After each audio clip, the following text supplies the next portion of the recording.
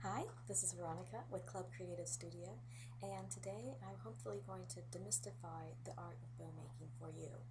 If you're not familiar with bow making or are uncomfortable with doing so, practice does make perfect. If you're feeling the holiday crunch like I am, it's time to start shopping or at least wrapping those presents. Adding a bow will add personality, a little bit of flair, and of course creativity to your project.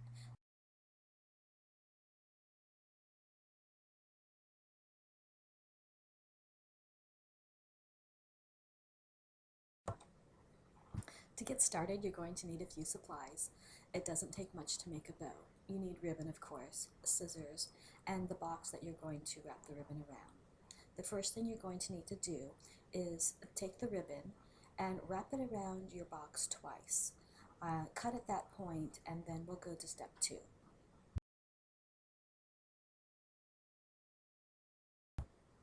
At this point, at either end of the ribbon, you have the chance to make an angle cut, a V cut, or a straight cut. Because the ends may be ragged from your first cut, if your scissors are dull, you may want to get a sharp pair of scissors and make an indentation that is clean and crisp on the ends.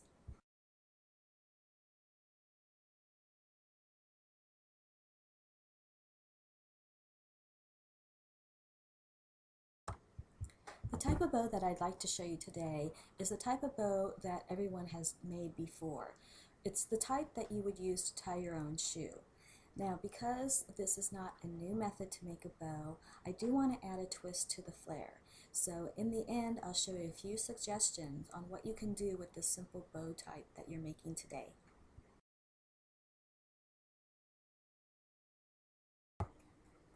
If you are using ribbon that has wire connected to both ends and is encased in the fabric, you're going to have a better result for forming, shaping, and manipulating your ribbon. As you can see, I can bend this and shape it, and it's going to stay that way on its own. Finding the middle point of that ribbon and putting that on the back side of your gift in the middle, you can lift up the ends and begin with the next step. The next steps will be the process of tying, just as though you were tying your own shoes.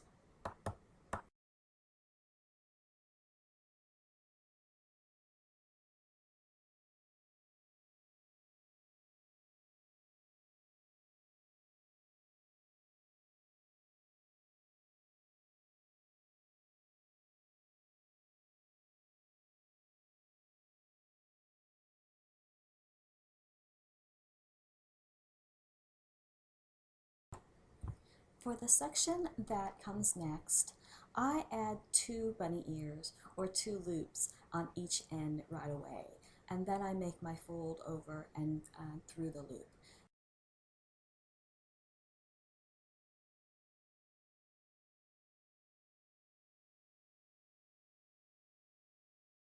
The best way to show you where I insert one hoop or one loop of my bow is where the pipe cleaner is. You'll see the red pipe cleaner, and that is where I begin to form my bow and tighten it in the end.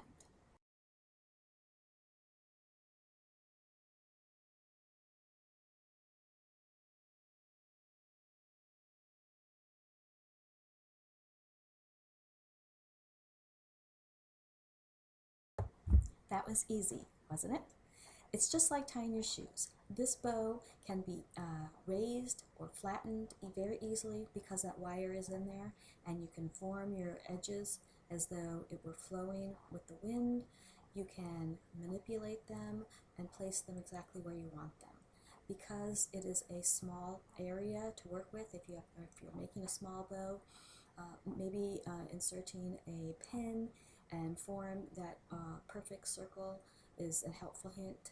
And then stay tuned for a few other suggestions on the next few slides on how you can make this even better.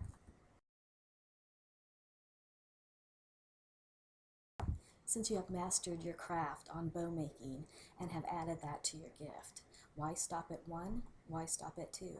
Here's an example of what a gift would look like if it had 3 bows.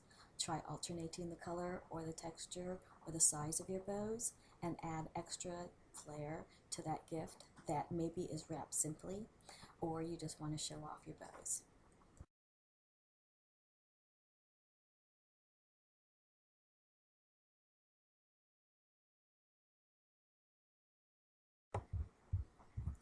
As a variation on the bow that we just made, I'm going to show you a quick and easy way to make a different type of bow with a different look.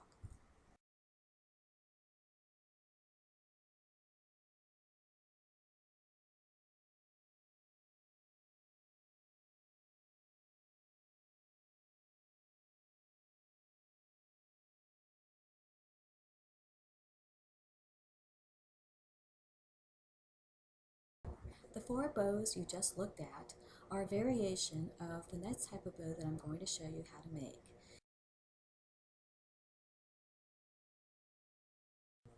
To make the second kind of bow I'm going to show you, you'll need 6 yards of ribbon cut and then an additional 3 inches of ribbon. If you're using ribbon that already has the wire on the ends, that's going to make a great ribbon for you. What you want to do first is take the longest ribbon that you have already cut. Mark the middle by folding it.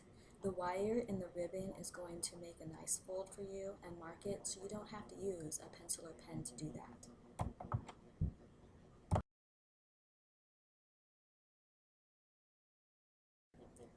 You'll see in the next slide that you're going to want to practice the scrunching section. If you remember making an accordion fold with paper, a simple scrunch with your fingertips will pull the fabric of the ribbon together, and you'll want to know how to do this to repeat over and over again in this process.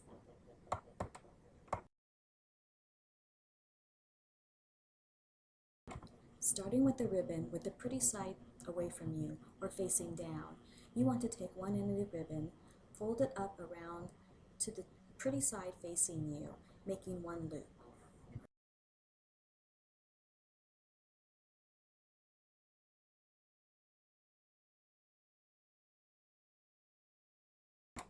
Now that you have your first loop formed, you're going to use that scrunching technique again in the center.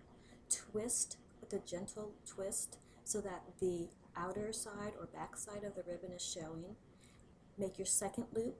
Make sure that your pretty side is showing at that loop making section, and then do another twist.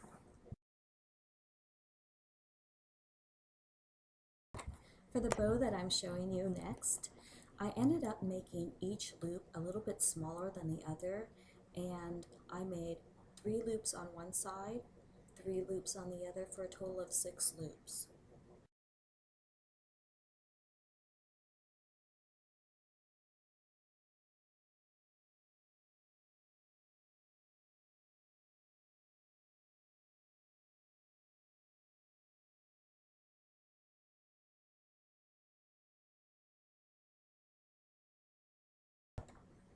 After your loops are formed and you're still holding that bow very tightly with one hand, you can either use a piece of ribbon, scrap ribbon, or what is very easy to use is a pipe cleaner. You're going to insert that pipe cleaner down the middle of your bows and you're going to twist.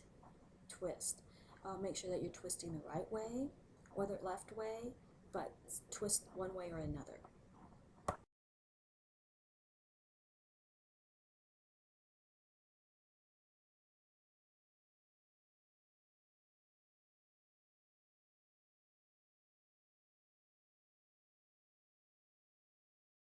In the next few steps, the fun part is manipulating that ribbon by twisting and bending the loops that you've already formed.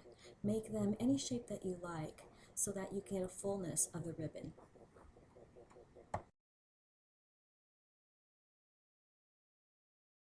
Now it's time to add the tail, which is that 3 feet of additional ribbon that you already have cut. Insert it through the middle of your bow, just like you did with the pipe cleaner. Make sure that you tie a knot at the end and then secure it tightly on the back side of the bow.